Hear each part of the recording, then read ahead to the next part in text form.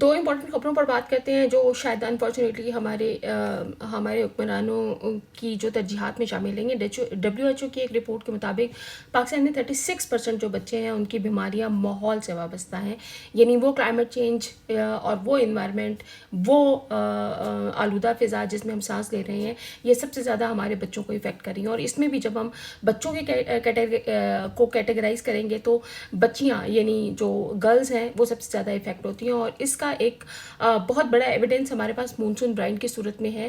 یعنی جب خاص طور پہ فلڈ آتا ہے اور اس میں جب مائگریشن ہوتی ہے، مائگریشن کے دوران فیملیز ادھر ادھر چلی جاتی ہیں تو بچیوں کو سب سے زیادہ برڈن کنسیڈر کیا جاتا ہے. اور اس میں پیرنٹس بھی اور آرگنائزیشنز بھی ان کی جلد سے شادی کروانے کی طرف جو ہے وہ فورس کرتی ہیں اور ان کو لگتا ہے کہ یہ ایک بہترین سلوشن ہے. تو وہ بچیاں جو کم عمری میں ہی شادی کی طرف چلی جاتی ہیں، جن کا بھی پراپر باڈی بھی اس طرح سے جو ہے وہ ڈیولپ نہیں ہوئی ہوتی ہے، آپ ان کی شادیاں کر دیتے ہیں. دین ریپروڈکٹیو ہیلتھ کی طرف ان کو لے کے جاتے ہیں جن کے پاس فوڈ نہیں ہے، جن کی ہیلتھ اچھی نہیں ہے.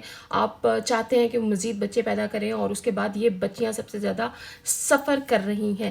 ہم اس کو تھوڑا سا ریلیٹ کرتے ہیں اس حوالے سے کہ 2018 میں پاکستان میں ایک غذائیت کا سروے ہوا اور اس سروے میں جو انفارچونیٹ بات یہ تھی کہ 15 سے 19 سال تک کی جو خواتین ہیں خون کی کمی اور انیمیا کی شرح تقریباً 42% تھی اور اسی طرح 34% خواتین آئرن کی کمی کا شکار تھی. یونیسیف کی جو رپورٹ ہے وہ بھی بتاتی ہے کہ پاکستان میں ماؤں کی غذائیت کی حکمت عملی کے مطابق صرف 27% پاکستانی خواتین ہی اپنی کم از کم جو غذائی تنوع ہے اس کی ضروریات کو پورا کر سکتی ہیں.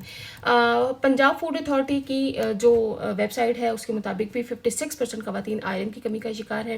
73% جو ہے وہ وائٹامن ڈی، 39% کو وائٹامن اے کی کمی کا سامنا ہے. تقریباً 28% خواتین کا وزن ان کی عمر کے لحاظ سے کم، جبکہ تقریباً 16% خواتین کا وزن ان کی عمر کے لحاظ سے زیادہ ہے. اور اسی طرح اوکاڑا شہر میں ایک سروے کیا گیا تھا اور اس سروے میں ذرا غذائیت اور یعنی ان چیزوں کو چیک کرنے کی کوشش کی گئی تھی، غذائی استعمال اور سب. تو تقریباً 43% جو خواتین جنہوں نے اعتراف کیا کہ ان کے گھروں میں مردوں کو زیادہ اور بہتر کھانا ملتا ہے جبکہ خواتین کو اس میں برابری حاصل نہیں ہوتی. یہ انفارچونیٹ ریالٹی ہے ہمارے معاشرے کی. اس پیٹریارکی کی سوسائٹی میں آج بھی وہی مائیں جو غذائیت کی کمی کا شکار ہیں، وہی مائیں ان فیوچر اپنی ہی بیٹیوں کو غذا کم دیتی ہیں اور اپنے بیٹوں کو جو ہے ان پر پریورٹی دیتی ہیں. یہ وہ چیزیں ہیں جن پر آج اگر ہم نے حکومتی سطح پر جو ہے وہ ترجیحات ان کو نہ بنایا تو ہماری آنے والی نسل اس سے متاثر ہوتی رہے گی اور یہ جینڈر جو ایکوالٹی ہے یہ کہیں نہ کہیں متاثر بھی ہوتی رہے گی.